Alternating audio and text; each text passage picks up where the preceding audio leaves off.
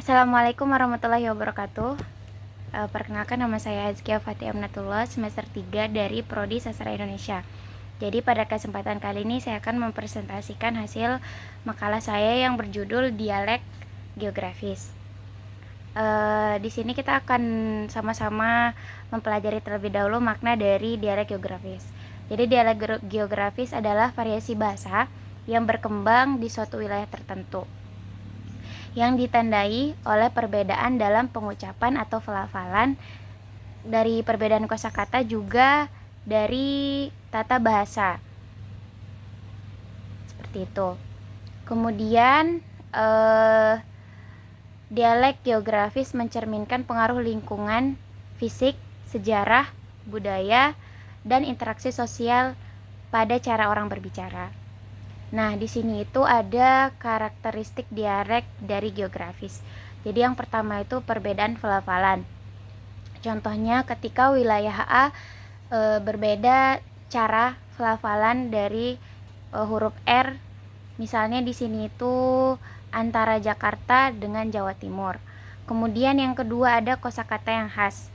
Misalnya kita mengenal dengan bahasa sebutan kosakata ubi secara umum gitu ya.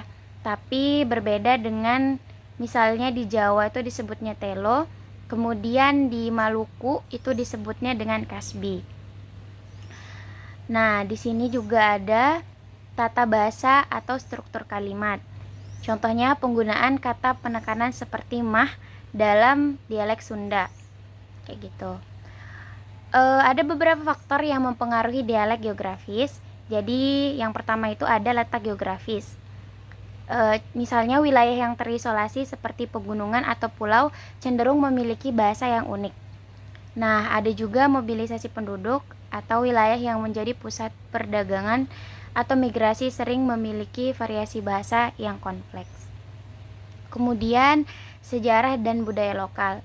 Ini yang paling sering ya teman-teman semuanya, pengaruh budaya dan bahasa lain yang masuk melalui perdagangan, penjajahan, atau interaksi sosial. Nah, di sini ada beberapa perbedaan dari dialek geografis. Ada beberapa, misalnya berdasarkan skala wilayah. Misalnya perbedaan dari dialek lokal.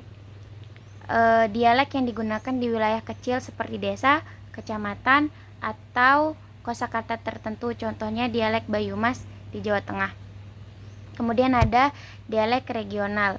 Jadi dialek yang mencakup wilayah yang lebih luas seperti provinsi atau pulau. Kemudian ada dialek nasional, variasi bahasa yang berlaku secara luas dalam satu negara tapi memiliki ciri khas yang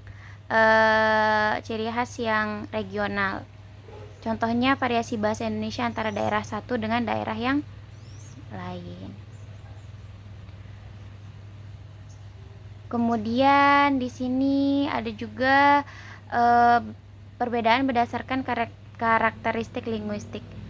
Jadi ada dialek fonologis yang tadi perbedaan dari penyebutan kata, misalnya air di Jakarta dengan air di Jawa Timur. Kemudian dialek leksikal, perbedaan dalam kosakata yang tadi ubi, kalau di Jawa Tengah disebutnya telo, terus kalau di Jawa Barat disebutnya ketela. Kayak gitu.